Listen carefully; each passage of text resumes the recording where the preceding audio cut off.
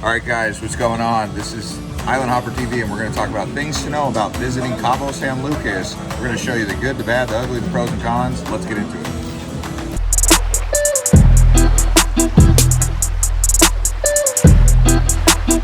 So I'm going to address the 1,000-pound elephant in the room right now, which is the safety here in Cabo San Lucas.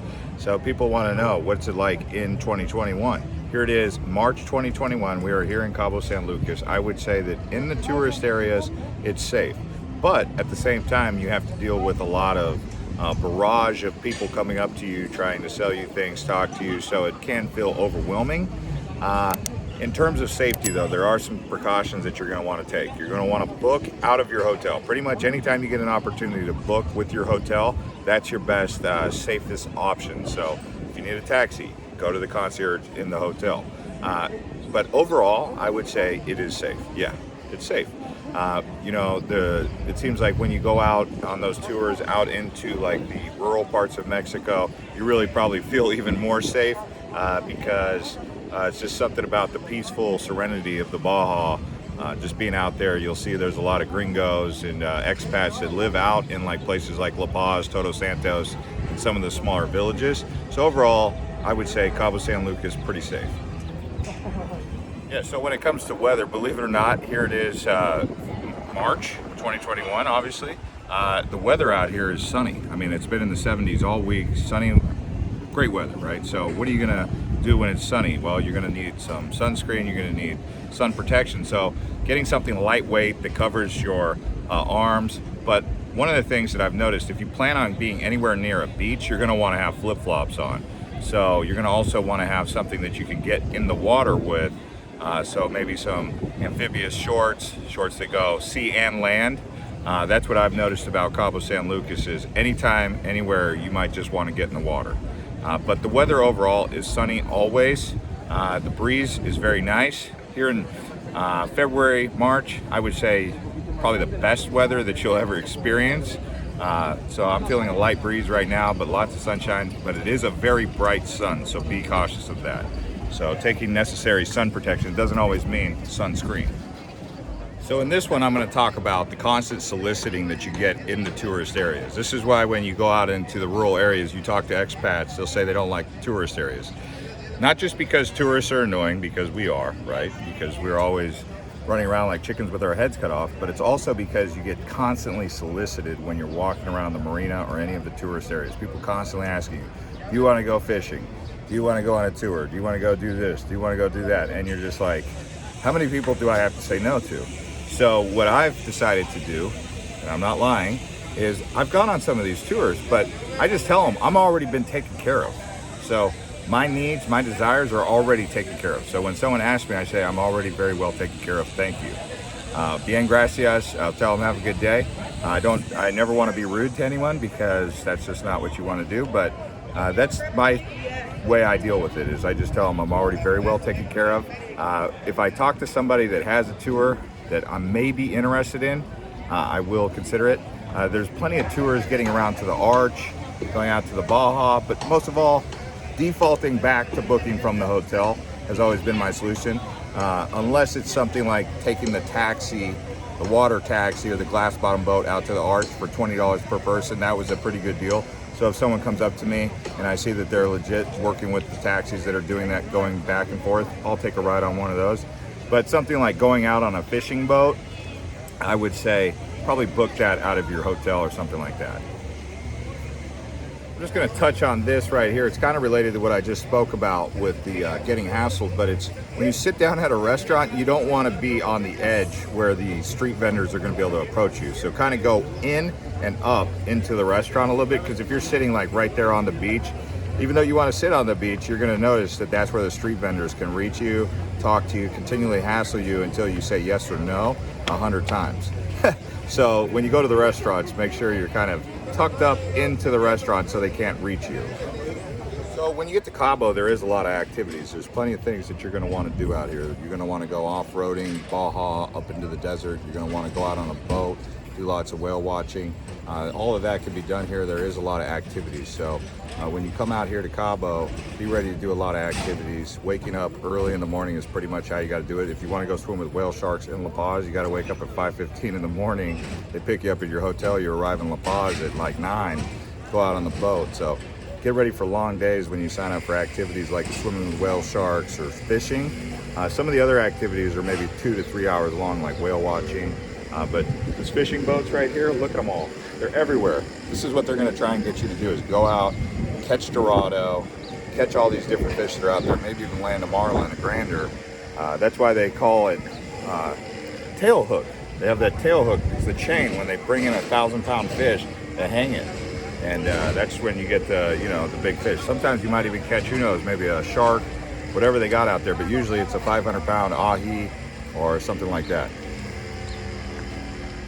So one of the things you're going to notice is you're going to want to have cash. Also, pesos and US dollars, because both currencies are accepted here universally. I did notice that things tend to be cheaper in pesos.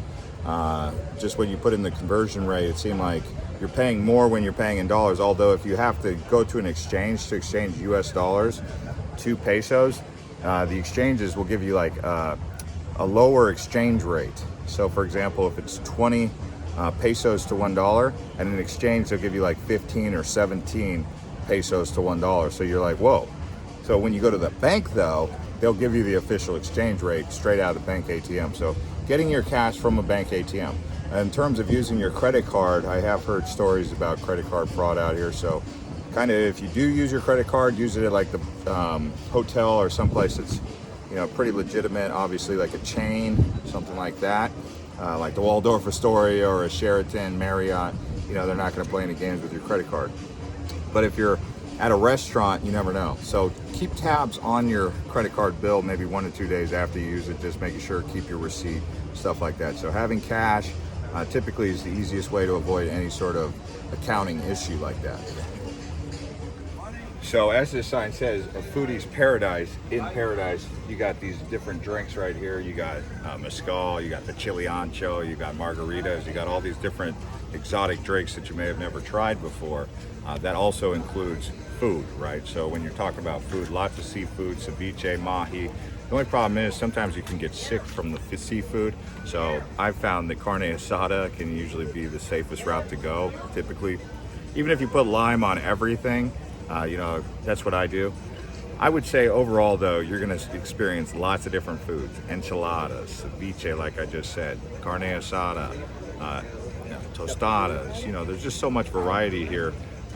Things that you haven't tried, shrimp cocktails, you name it. You're gonna get beer with it, you're gonna get these cocktails, you're gonna have fun, but this is a foodie's paradise for real. So a lot of times when people arrive here, they're kind of surprised that Cabo San Lucas is like this desert. This really dry, arid place. It's got some cactuses, like you can see. They look like saguaros. They're actually called cardones. But you'll notice when you get out here, it's very dry and arid, and they're usually surprised. It's like a subtropical Mediterranean area, but you'll go in some places, they will have plant life, but it doesn't get a lot of rain out here. The climate is very dry, so drink a lot of water. Bring your chapstick, bring your lotions, because Cabo San Lucas is a very dry place. If you go straight across the Gulf of California, you'll notice that Mazatlan, Puerto Vallarta are more tropical, but they're at the same, latitude and longitude kind of. But over here, very dry, all up and down the Baja. So just be surprised. Don't be surprised when you see that everything around you is desert with palm trees and cactus. Yeah, so the best place to stay out here in Cabo San Lucas, in my opinion, is around this harbor here. If you go on there, you'll look on the map, you'll see the marina. Anytime you can get a hotel that's up and down this boardwalk around the marina, in my opinion, that's the best place to stay in terms of safety and accessibility to all the restaurants, the fun, all that. Now, if you want really big relaxation, you go to like the Pedregal, the Waldorf Astoria, some of these other beaches that are outside of town, but you're gonna have to take a taxi. Right here in the marina, as you can see, everything is right here. This is where I think is the best place to go. So some of you guys are gonna wanna know, where's the best place to stay? You're looking for a hotel. I recommend the marina area. So I'm with my friend here. He's got great advice for coming to Los Cabos and even Acapulco if you guys are coming down here and you need some questions answered about fishing, pirate boats, what else you got? Exactly. We have wave runners, parasailing, all the water activities, La Paz, Todos Santos, watching tours, privates and publics, and swimming with the whale shark. Et on parle français aussi, si vous voulez venir ici à Los Cabos en français, español, English, we are going to take good care of you. In Acapulqueño in Los Cabos, we are located at Dock Zero, terminal in front of Redless. Speaks French and Spanish And English. And English, of course. Beautiful. So they can get a hold of you on Instagram if they have any questions. Exactly. You'll answer everything for them to help them out. Exactly. In English and French and Spanish. Oh, beautiful. Okay, thank you. I recommend him because he tells honest truth, and I was having a good conversation with him, and he was helping me with honest answers about Acapulco because I really want to go to Acapulco, and he was giving me the real scoop. So that's why I like to recommend him right here. Yep, it's a pleasure. Okay. Ciao. Ciao. Got my handy dandy Cabo San Lucas hat right here. Yeah, so another thing you can do when you come to Cabo San Lucas or Mexico in general is download the translator app. I personally prefer Google Translate. There's Duolingo. There's many different translator apps. But having a translator app can help you communicate with people who don't necessarily speak English. Just remember, you're going out of an English-speaking country into a Spanish-speaking country, so you can't expect the people there to speak your language because you're not in your country that speaks English.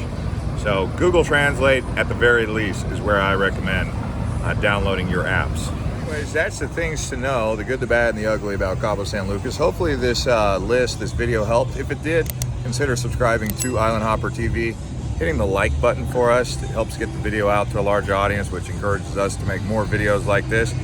And stay tuned because we're going to mainland Mexico and then the Yucatan after this, so we'll see you there.